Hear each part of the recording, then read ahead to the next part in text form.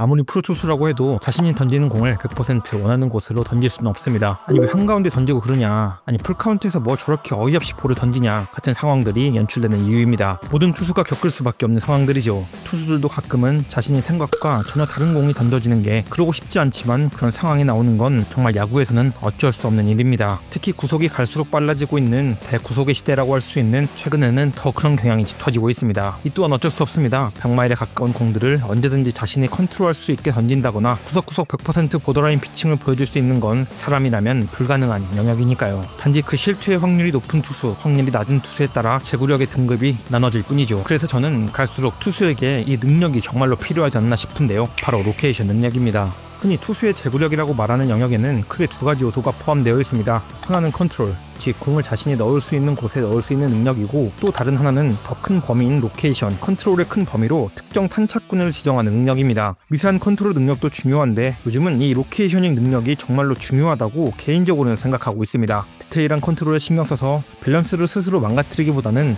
어느 정도 확실한 자신만의 공략법이 만들어지는 게 우선인 것 같다는 생각을 많이 하고 있기 때문인데요. 예를 들면 이렇습니다. 패스트볼의 제구력이 좋지 않은 선수가 있습니다. 100구를 던진다고 봤을 때 69 정도만 자신이 넣을 수 있는 위치에 넣을 수 있는 선수죠. 그럼 이 선수에게 다양한 로케이션을 요구한다면 어떨까요? 상황을 만들어보면 이렇습니다. 초구 패스트볼을 높은 쪽에 요구했다가 2구 패스트볼을 낮은 쪽에 요구하고 다시 3구 패스트볼을 몸쪽으로 요구하는 겁니다. 개인적으로 최악의 포수라고 생각합니다. 전혀 투수의 상황과 실력을 고려하지 않고 자신의 볼 배열만을 생각하는 그런 유형의 포수인 거죠. 그렇다면 투수 입장에서 확률적으로 포수가 요구한 피칭을 모두 완벽히 소화할 수 있을까요? 타자가 없는 상황이거나 점수 차이가 많이 나는 널널한 상황이면 가능할 수도 있겠지만, 빽빽한 상황 또는 한 점 한 점이 중요한 심리적 압박감이 들어간 상태에서는 절대로 쉬운 요구사항이 아닐 겁니다. 그렇다면 어떻게 하는 게 좋을까요? 이 투수가 가장 던지기 선호하는 포심의 로케이션을 정해주는 겁니다. 헌터 브라운 선수의 포심을 예를 들어보도록 하죠. 헌터 브라운은 완벽한 컨트롤러 피처가 아닙니다. 하지만 강력한 구위를 가지고 있죠. 지난해부터 헌터 브라운은 패스트볼의 70%가량을 높은 쪽으로 타겟에 던지고 있습니다. 그리고 이런 탄착군의 확정은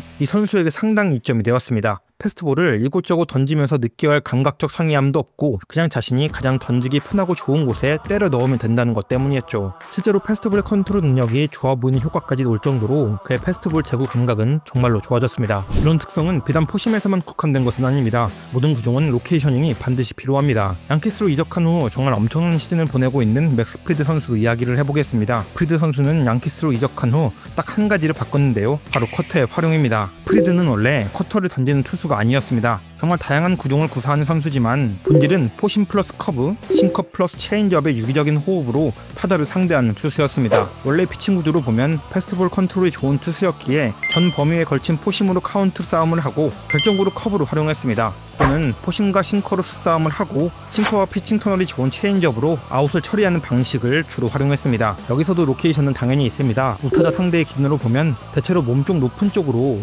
패스트볼을 기본 로케이션을 삼고 바깥쪽 낮은 쪽에는 커브, 싱커 역시 바깥쪽에 위치할 수 있게 던졌으며 체인지업은 그 싱커에 맞는 궤적에서 떨어질 수 있게 바깥쪽 낮은 쪽으로 로케이셔닝을 했습니다. 자연스러운 현상입니다. 매우 정석적인 로케이셔닝이라고 할 수 있죠. 근데 프리드의 문제는 패스트볼의 구위였습니다. 매우 까다로운 폼으로 찔러 들어가는 포심이 매력이긴 했지만 사실 그렇다고 항상 타자를 압도할 수 있는 수준의 공은 아니었거든요. 특히 몸쪽 상단의 주요 로케이션은 털리기 시작하면 정말 한도 끝도 없이 털리게 만드는 주된 원인이었습니다. 헌데 양키스에서 딱 이 부분을 조정해줬습니다. 뭐로? 커터로. 어디를? 원래 던지는 패스트볼의 구역인 우타자 몸쪽 상단에. 그리고 포심은 오히려 바깥쪽 높은 쪽으로 로케이션 구역을 바꿨습니다. 커터의 피칭 터널을 이용하기 좋은 위치죠. 그리고 이런 변화의 결과는 119이닝 2할에 2.27, 111타 3진이라는 엄청난 기록을 작성하고 있는 것이죠. 거의 활용하지 않았던 커터가 단 몇 개월 만에 엄청난 퀄리티로 던질 수 있는 수준으로 만들어졌기 때문일까요? 물론 그럴 수도 있습니다만 아마도 그렇진 않을 겁니다. 프리드 본인도 커터를 모든 구역에 원하는 대로 던지지는 못할 겁니다. 단지 포심을 던지듯이, 그리고 포심을 던졌던 그곳에 커터를 던지는 것일 뿐이겠죠.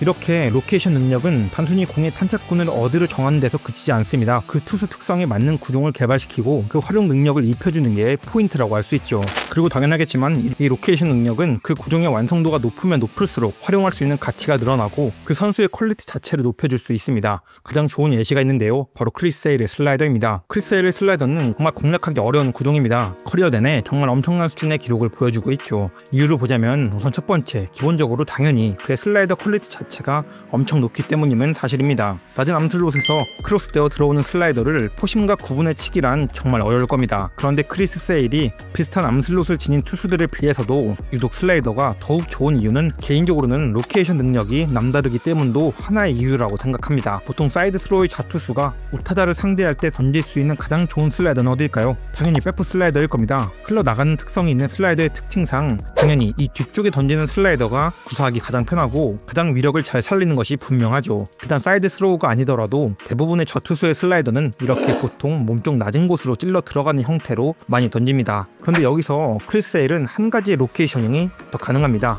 바로 바깥쪽 슬라이더, 즉 백도어 슬라이더죠. 물론 당연히 슬라이더 투수라면 다들 할 수는 있겠지만 크리스 세일은 몸쪽으로 던져진 슬라이더만큼의 완성도로 백도어 슬라이더를 던질 수 있습니다. 하나의 구종으로 두 개의 로케이션을 구사할 수 있는 것이죠. 말처럼 쉬운 일이 아닙니다. 특히 패스트볼이 아닌 변화구를 또 하나의 주력 로케이션을 갖고 내가 언제든지 던지고 싶을 때 던진다는 건 절대로 쉬운 일이 아닙니다. 그렇게 할 수 있다면 모든 투수들이 그렇게 했겠죠. 다른 예도 있습니다. 바로 스크볼의 체인지업인데요. 보통 좌투수가 우타자에게 던지는 체인지업은 바깥쪽으로 흘러나가는 체인지업이 일반적입니다. 그 역시 이게 가장 주요한 로케이셔닝이죠. 하지만 그는 우타자 몸쪽으로 던지는 체인지업도 가능합니다. 그리고 이건 엄청난 효과가 있습니다. 사실 변화구의 궤적상 그렇게 완벽하게 들어맞는 탄착구는 아니지만 변칙성과 우회성에 있어서 매우 뛰어난 효과를 발휘하게 되죠. 물론 이것도 스크볼의 전유물은 아닙니다. 몇 년 전부터 이런 우회성을 적응받는 로케이션이 각광받았고 스크볼은 그것을 활용할 수 있는 퀄리티의 체인지업이 가능한 것이죠. 말이 나온 김에 과거에는 없었지만 이제는 하나의 주요 로케이셔닝이 된 다른 구종들도 이야기해보면 좌투수가 좌투수에게 던지는 몸쪽 싱커, 원래 예전엔 좌투수는 좌타자에게 몸쪽 싱커를 던지는 경우는 거의 없는 로케이션이었습니다. 하지만 지표가 좋다는 게 증명되고 나서는 많이 이용하는 로케이션이 되었죠. 높은 쪽 스플리터도 하나의 좋은 예시입니다. 기본적으로 떨어지는 구질을 가진 스플리터는 하단 쪽으로 탄착군을 잡는 게 가장 효율적입니다. 하지만 간혹 퀄리티가 좋은 스플리터 투수들은